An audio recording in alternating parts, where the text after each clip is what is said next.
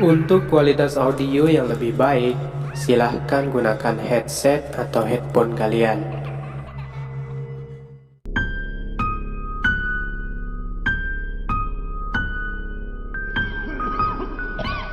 Bagi kalian yang punya cerita horor atau pengalaman menyeramkan, silahkan bisa dikirim melalui email yang ada di deskripsi.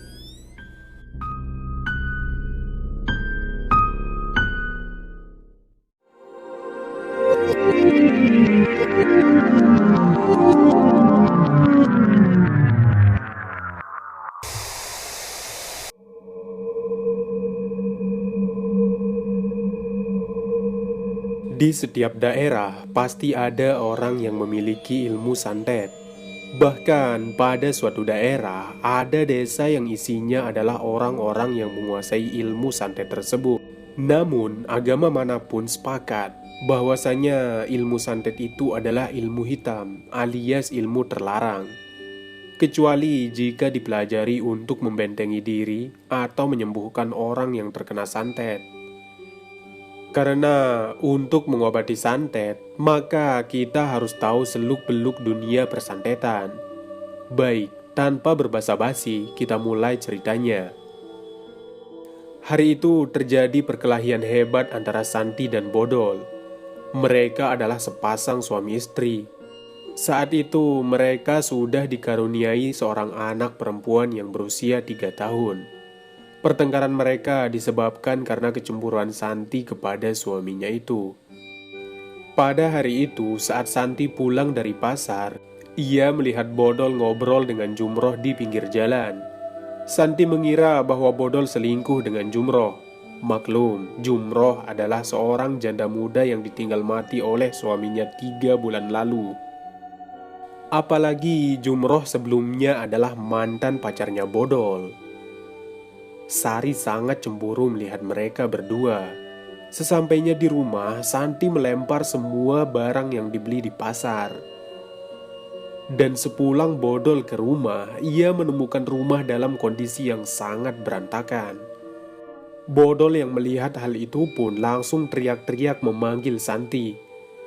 Santi yang sedang marah pun keluar dari kamar. Matanya merah seperti habis menangis. Namun raut wajahnya sangat menakutkan. Ia langsung melempar Bodol dengan remote TV yang ada di dekatnya. Bodol merasa bingung melihat perilaku Santi yang seperti itu. Sehingga amarah Bodol pun mulai naik. Ia memaki-maki Santi karena kelakuannya itu. "Dasar istri kurang ajar kamu!" bentak Bodol kepada Santi. "Kamu yang kurang ajar, suami macam apa kamu? Selingkuh sama janda mantan pacar kamu itu. Aku tidak sudi," timpal Santi dengan nada tinggi. "Siapa yang selingkuh? Aku hanya menyapa karena kebetulan berpapasan. Aku tidak ada niat yang lain," jawab Bodol dengan nada marah kepada Santi. Santi yang sudah buta mata hati dan pikirannya pun tidak memperdulikan omongan Bodol. Karena banyak sudah suami-suami tetangganya yang kepergok ngopi di dalam rumah janda itu. Namun, karena memang Bodol masih menyimpan perasaan kepada Jumroh, ia pun marah karena takut perasaannya diketahui oleh Santi. Mulai dari saat itulah, setiap hari mereka selalu bertengkar.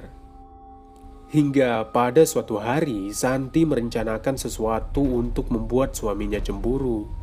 Santi mengajak mantan pacarnya bertemu di pinggir sungai. Saat Santi bertemu dengan mantannya itu, banyak orang yang melihat. Karena memang pinggiran sungai itu adalah salah satu akses jalan masyarakat ke pasar. Salah seorang warga yang melihat Santi pun melapor kepada Bodol.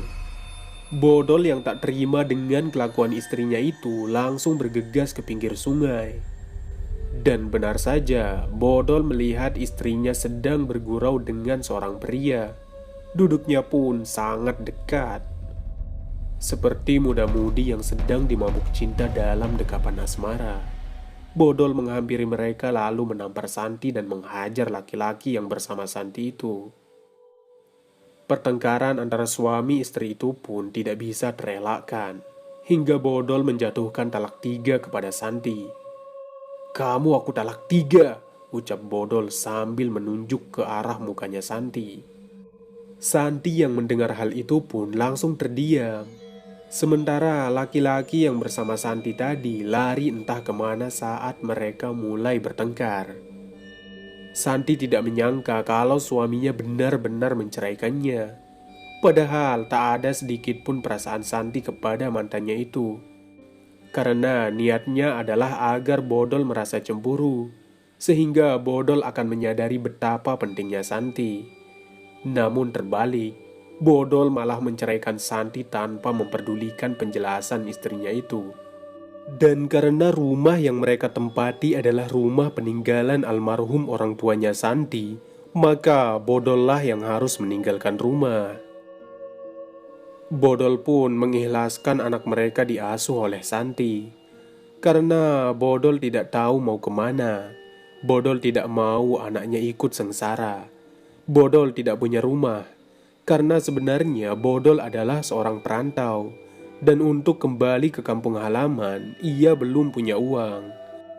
Karena tidak ada pilihan, Bodol pun tidur di tempat kerjanya. Kebetulan Bodol sebagai karyawan di salah satu pabrik tahu tempe di tempat itu. Beruntungnya bosnya pun mengizinkan. Hitung-hitung ada yang menjaga pabrik tahu tempe yang sederhana itu. Sementara itu, Santi terus-terusan menangis. Ia dibayang-bayangi oleh ucapan talak dari Bodol. Santi yang tidak menerima hal itu pun berprasangka bahwa Jumrohlah penyebab dari perceraian mereka. Sehingga hari demi hari Santi menanamkan dendam yang mendalam kepada Jumroh. Beberapa minggu kemudian, Santi berniat untuk menemui Jumroh. Santi memutuskan untuk pergi pada malam hari, agar orang-orang tidak melihat Santi ke rumah Jumroh. Dan setelah maghrib, Santi pun bergegas ke rumah Jumroh.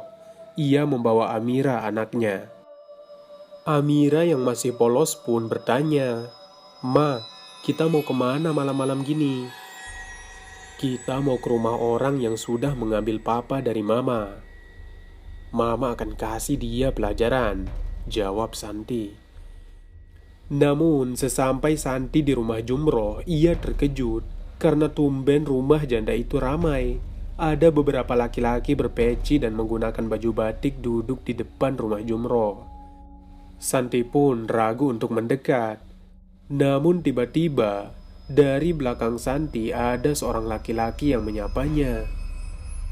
"Ayo masuk, acaranya sebentar lagi dimulai." Laki-laki itu tidaklah asing bagi Santi. Ia adalah Pak Komang, hansip yang baru saja dilantik 3 hari yang lalu oleh Pak Kades. Santi yang terkejut spontan bertanya, "Emang ada acara apa, Pak?" tanya Santi penasaran. "Loh, gimana sih teteh ini? Kan teteh Jumroh mau nikah, makanya saya datang kemari," jawab hansip itu santai. "Nikah? Nikah sama siapa, Pak?" tanya Santi lagi. "Nah, kalau itu saya kurang tahu teh. Mending kita sama-sama lihat ke dalam yuk," jawab hansip Komang dengan ramah. Lalu Santi mengikuti hansip Komang berjalan ke rumah Jumroh. Orang-orang sudah duduk rapi.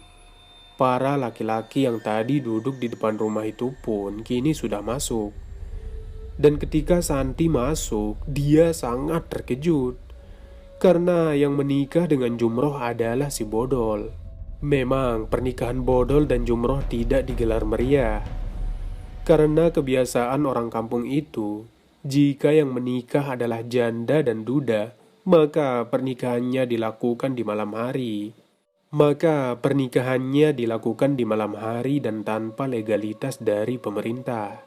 Cukup dengan sah menurut syariat agama.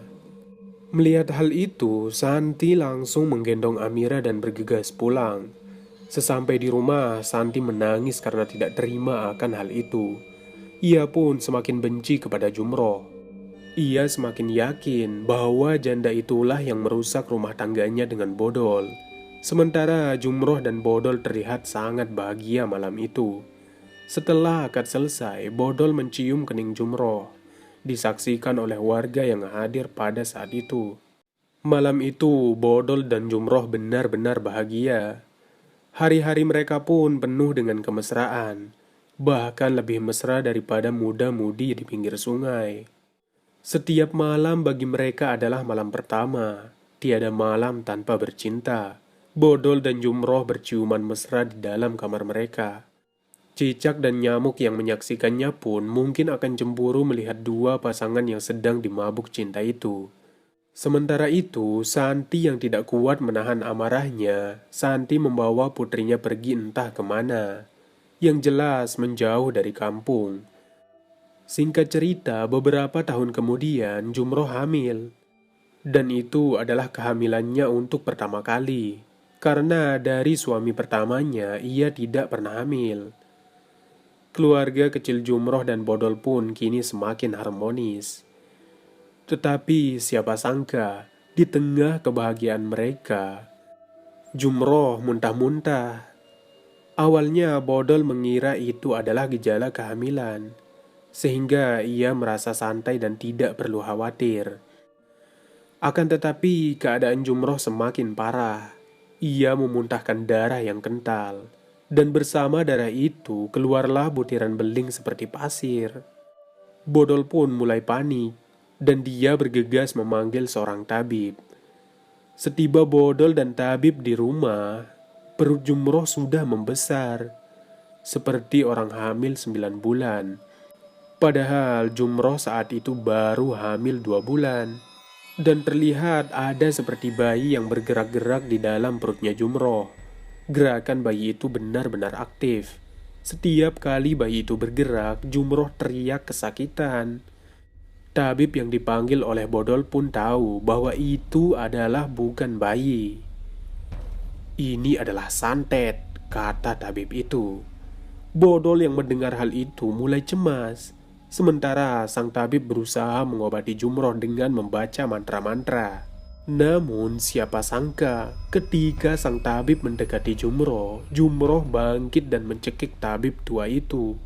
Matanya merah dan nampak urat-urat kecil berwarna hitam di matanya.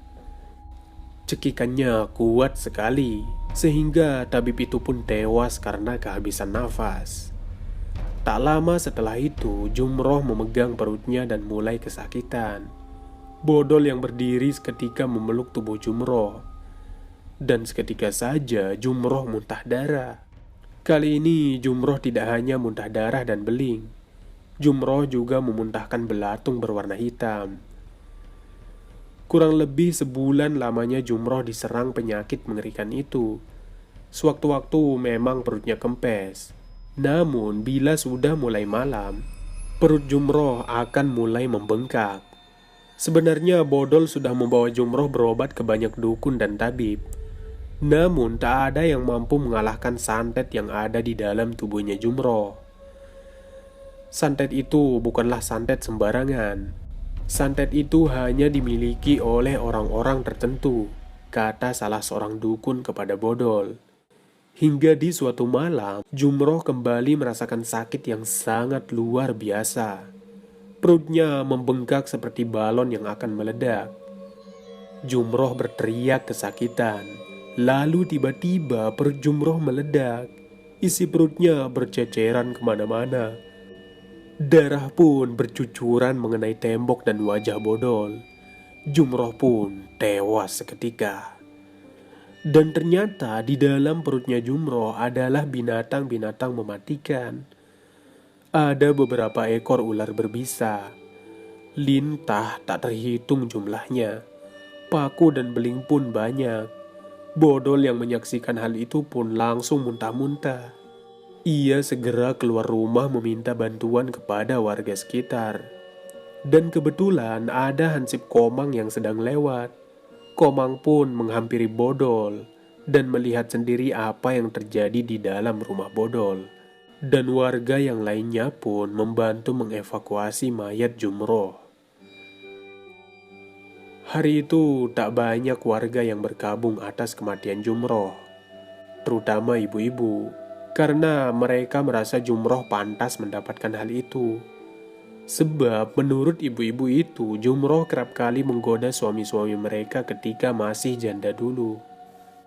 Padahal suami-suami mereka lah yang kegatelan, bertamu ke rumah Jumroh tanpa sepengetahuan istri-istri mereka.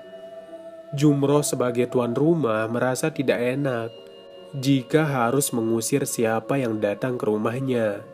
Sehingga Jumroh hanya menyuguhkan segelas kopi dan lalu mengobrol sewajarnya. Kini Bodol seperti orang gila. Dia benar-benar merasa kehilangan perempuan yang sangat dicintainya. Sementara itu, Santi tertawa puas atas kematian Jumroh. Ternyata semua santet itu dikirim oleh Santi. Kini Santi menguasai ilmu hitam. Ia berguru pada kakek tua yang menolongnya ketika tidur di pinggir jalan sewaktu pergi dari kampung. Orang tua itu membawa Santi dan Amira ke rumahnya. Lalu kakek tua itu mengajarkan ilmu santet kepada Santi untuk balas dendam. Santi yang puas akan kematian Jumroh pun tersenyum sinis. Lalu ia mengatakan, "Tunggu giliranmu, Bodol." Selesai. Terima kasih sudah mendengarkan cerita ini. Tunggu cerita-cerita lainnya ya. Tetap sehat dan semoga selamat dunia akhirat.